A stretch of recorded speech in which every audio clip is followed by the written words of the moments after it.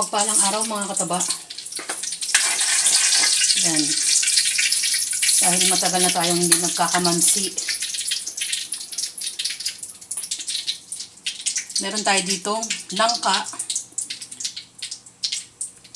Hilaw na langka. Tapos, mapapansin nyo, yung kulay niya na nag-brown kasi nilagay ko yan sa freezer. Frozen siya kanina.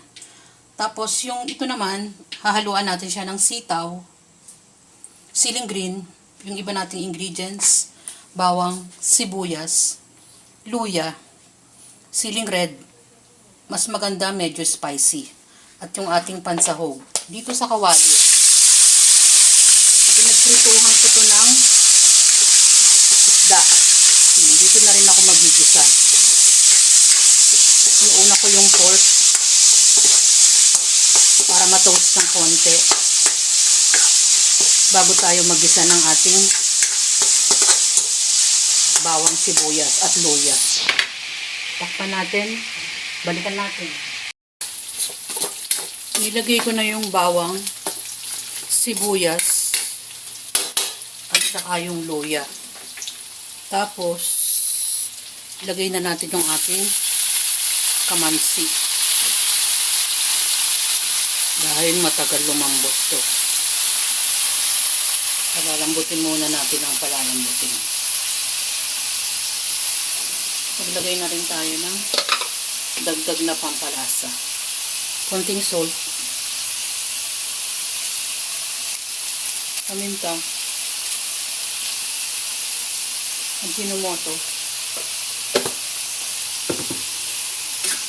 Haluin natin.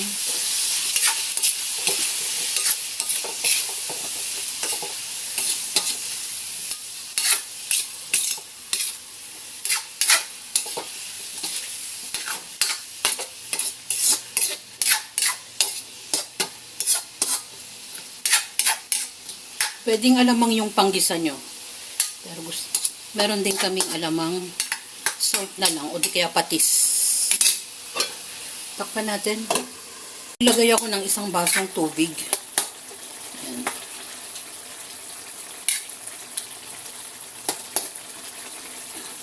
Medyo malambot na to. Pwede na natin ilagay yung ibang ingredients. Hindi ko na mention. Ito kasi ang ilalagay ko instead na alamang. Konting dilis.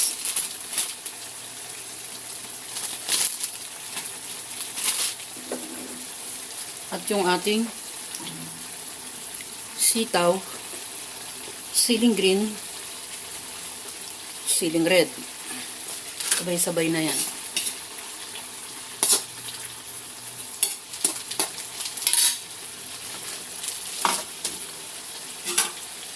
Itong tinunaw nating panggata. Gumamit ako dito ng powder mix. Pwede kayong gumamit ng iba't ibang klaseng panggata. Liquid, may mga nakasachet. Meron din naman yung pinipiga. Yan.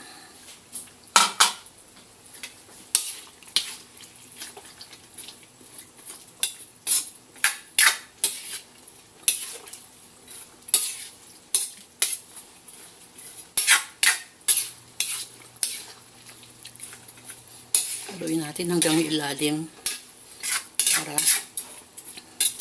sumama yung ibang ingredients yung lasa niya.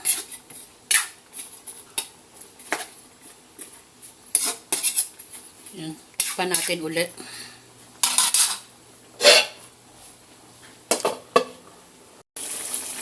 Kung gusto niyo ng half cook yung sitaw, depende sa inyo. Halos luto na to.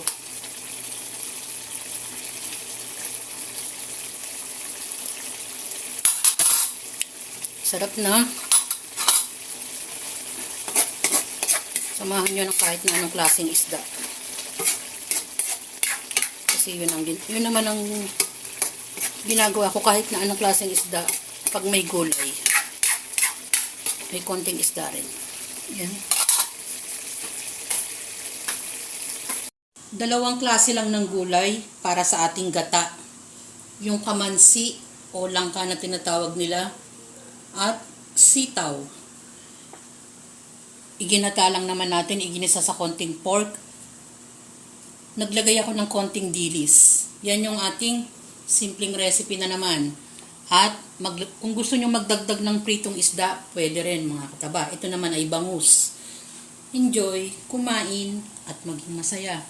Basta't lagi tayo dapat merong gulay sa mesa. Yan ang ating simpleng recipe.